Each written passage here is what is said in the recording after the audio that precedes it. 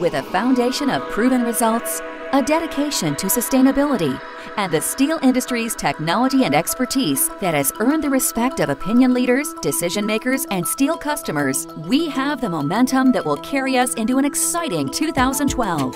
As we look toward a vibrant, productive 2012, we know that our targeted communications with leaders of today and tomorrow will be powered by a unified message.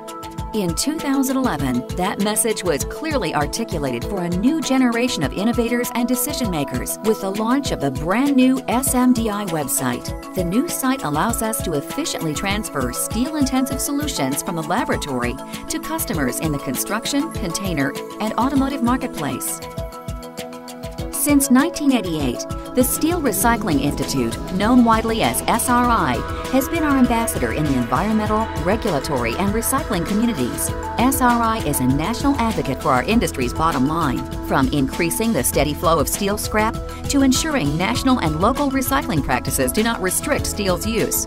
As the SRI works with recycling coordinators, scrap processors, and steel companies to maximize the infrastructure for collecting and recycling steel, it increases the supply of quality steel scrap while creating much-needed visibility for recycling achievement, from the humble curbside bin to the steady output of the auto shredder. Recent efforts by the SRI to increase levels of steel scrap have included ongoing recycling programs to stimulate collection of appliances, steel aerosol cans, used oil filters, and other previously untapped sources of steel scrap. This helps to satisfy increased demand for scrap in the U.S. Today, 93% of the top 50 cities in the U.S. now accept empty steel aerosol containers in their recycling mix. Whether the U.S. Green Building Council, USGBC LEED rating system in construction, new fuel economy standards for autos, or Walmart's packaging sustainability scorecard, environmental performance is gaining increased influence in material decisions and participation by our key customer groups. Without SRI's focused effort, recycled content and recyclability credits would not be given for steel in LEED certified buildings. In fact, wood and concrete would appear to be environmentally preferred. SRI's direct participation with Walmart ensured steel's presence on the Packaging Sustainability Scorecard and advocated steel as a building material for stores and shelves. Our industry must be armed with the latest life cycle data for market growth and actively identify steel as an environmentally preferred material. SRI is partnering with steel producers throughout North America to collect and communicate the latest life cycle inventory data. This data will underwrite the product life cycle assessments by which we counter false claims of competing materials and reinforce steel selection by customers seeking responsible material solutions. In the construction market, the call for sustainable building design is a piece of the commercial marketplace puzzle. In 2011, the Steel Construction Sustainability Council engaged key stakeholders to address this critical area. Whether gathering, coordinating, and analyzing data for national eco-calculators like Athena or conducting original research for a life cycle analysis of steel versus wood utility distribution poles, SMDI and its investors have taken the lead, advocating for steel's long-term viability. In fact, on the steel pole front, SMDI has worked with both upstream decision makers and the linemen who install the poles to educate and train them to make steel a viable option for the electric power industry. It's a fact, an efficient, sustainable national infrastructure is built on a backbone of steel. SMDI and its partners in the Short Span Steel Bridge Alliance developed standard bridge designs installable in just a day or two that will be released in 2012, making it easier for bridge designers and engineers to select steel for their projects. When it comes to code development, SMDI's code staff is providing input on the 2015 I-codes to keep steel competitive for years to come. The new North American Standard for Cold-Formed Steel Framing Non-Structural Members, 2011 edition, went from the development process to approval by ANSI in less than 6 months, a cycle time that's rarely achieved and a testament to our team's credibility in this area. The investment of time, technology, and dollars this year among our many construction partners will surely set the foundation for steel for the long haul.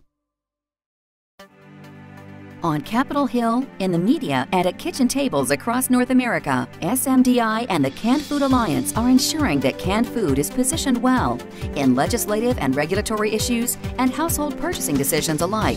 SMDI successfully lobbied for positions that positively impacted the state of steel packaging in the marketplace. Thanks to encouragement from the industry, including SMDI's efforts, Congress supported the CFA's positions and directed the USDA to remove restrictions on canned food in the National School Lunch Program. And the CFA, in its role as a USDA National Strategic Partner, promoted the new Dietary Guidelines for Americans and the new My Plate Food Guidance. At the state level, the Canned Food Alliance continued to successfully encourage WIC programs to include canned fruits, vegetables, and beans in their packages. In 2011, 2 states added canned fruits and vegetables, and 5 states added canned beans as eligible options for women and children participants. In 2011, the CFA's digital presence was strong and clear. Improvements to CFA's website, mealtime.org, made the site more user-friendly for influencer audiences. Policy statements, economic impact data, and more are now easier to find and share. Finally, the CFA successfully wrapped its partnership with allrecipes.com, the #1 recipe site on the web. The hub not only put canned foods at the center of the meal planning online, but it also drove substantial traffic to mealtime.org. SMDI has assured that steel, in the form of canned food solutions, is always part of the conversation. No industry has seen more change and rapid evolution in recent years than the automotive industry. The pressures of razor-thin margins, revolutionary new technologies, and increased government regulations provide a powerful opportunity to strengthen and reinforce a real, proactive, solution-driven partnership with automotive materials decision-makers. Nowhere was that better evidenced in 2011 than with our forward-thinking research and development initiative, Future Steel Vehicle, an ongoing global program to deliver advanced steel technologies to our automotive partners for lighter, safer, and greener vehicles. What's more, SMDI began to proactively address the government's proposed vehicle fuel economy regulations to assure that the advantages of steel are well represented in the crucial conversation around these new standards. And once again, great designs in steel played a critical role in moving the advanced steel technologies to the engineers and designers who will use it every day. The 10th anniversary of this groundbreaking conference served as a launching pad for the Future Steel Vehicle program and connected member organizations to key stakeholders in the auto industry. We also focused on future engineers, still in the classroom, who are dreaming up crashworthiness, fuel economy, and durability solutions for tomorrow's vehicles. So it was the Wheels Task Force, in partnership with Southfield, Michigan-based Lawrence Technological University, that made sure that steel solutions were a core resource for the creative engineering that will power the building of tomorrow's vehicles.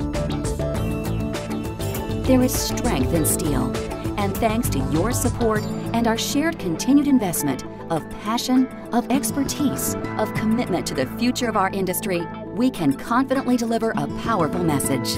Steel, a sound, sustainable investment, today, tomorrow, and beyond.